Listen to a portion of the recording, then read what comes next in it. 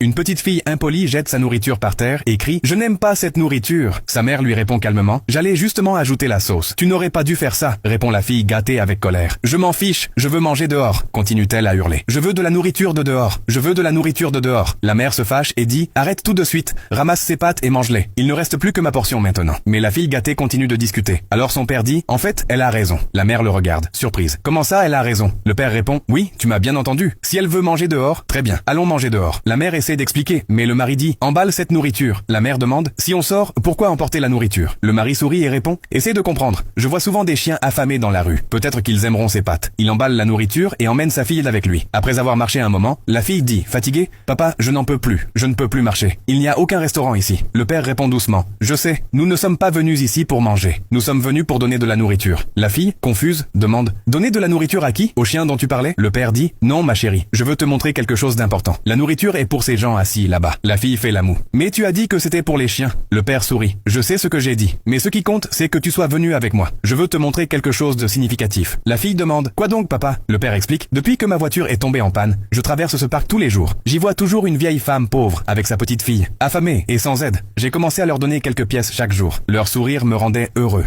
Puis j'ai commencé à leur apporter un peu de pain et du jus. La joie dans leurs yeux me faisait me sentir chanceux. » La fille dit, « Elles sont heureuses parce qu'elles vivent dans la rue, papa. » Le père secoue la tête, « Non, ma chérie. Elles sont heureuses parce que les petites choses ont beaucoup de valeur pour elles. Et aujourd'hui, j'apporte les mêmes pâtes que tu as appelées sales. Pour elles, c'est une bénédiction de Dieu. » La fille dit, « Mais papa, même les pauvres ne mangeraient pas ces pâtes. Ils les mangeraient seulement s'ils n'avaient pas le choix. » Le père répond doucement, « Tu as encore beaucoup à apprendre, mon enfant. Faisons un marché. Si elle mange ses pâtes avec plaisir, on rentre à la maison et on mangera ce qu'on a. Mais si elle ne les aime pas, je t'achèterai à manger dans le meilleur restaurant de la ville. » La fille accepte. « D'accord, marché conclu. » Quand le père arrive auprès de la vieille femme, elle sourit chaleureusement. « Oh mon fils, tu es revenu après tant de jours. Où étais-tu passé ?» L'homme dit, « J'ai perdu mon travail. C'est pour ça que je ne pouvais plus venir. Mais je savais que je te retrouverais ici. J'ai apporté un peu de nourriture, des pâtes à la sauce rouge. J'espère que tu aimeras. » La vieille femme sourit et dit, « Mon fils, c'est merveilleux. Que Dieu te bénisse et t'aide à retrouver vite un travail. » Elle prie pour lui et la petite fille pauvre commence à manger les pâtes avec joie. L'homme sourit et dit, « Tout le mérite revient à ma fille. C'est elle qui m'a donné l'idée. » La fille gâtée, surprise, demande, « Moi? Pourquoi tu dis ça, papa ?» Le père répond, « Oui, souviens-toi. Un jour, tu as dit qu'on devrait donner les restes à quelqu'un qui en a besoin. Je t'ai parlé de ces femmes et tu as dit que tu aimerais leur donner toi-même. » La fille sourit timidement. « Ah oui, je m'en souviens maintenant. Et je me souviens aussi que quand on rentrera à la maison, je ne mangerai que du riz. » Le père rit. « Le riz, c'est aussi de la nourriture, ma chérie. J'espère seulement que tu n'auras jamais à vivre de vraies difficultés pour comprendre la valeur des choses. Maintenant, va leur parler gentiment. D'accord ?» La petite fille comprend enfin. Elle invite la vieille femme et sa petite fille à manger avec elle. Elle partage le repas joyeusement et la petite fille lui offre une fleur en retour. Elles deviennent de bonnes amies.